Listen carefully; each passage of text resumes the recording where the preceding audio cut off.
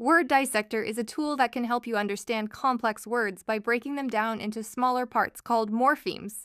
Using the search bar, you can type full words, like hexagon, or parts of words, like hex or gon.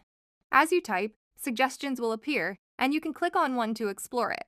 Alternatively, you can use the up and down arrows to move through suggestions, and press the Enter button to select a word or morpheme. Let's look at the word hexagon. There are two ways to study a word: word analysis and meaning match.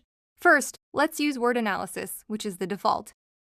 This displays a word's component morphemes, in this case, hex and gon.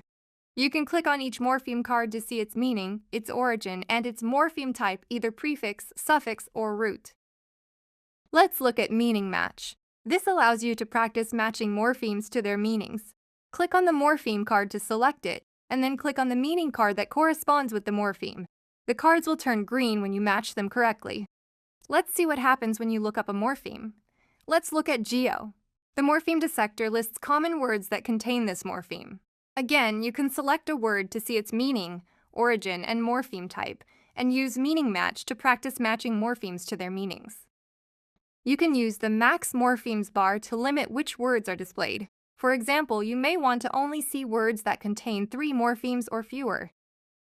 You can also use the search filter to limit your search to words or morphemes. By clicking the Random button, you can see random words broken down into morphemes. This can help you test your morpheme knowledge.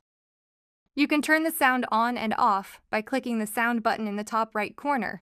You can also click the Morpheme Lab button to go to the Iowa Reading Research Center website and access more morphology instruction resources.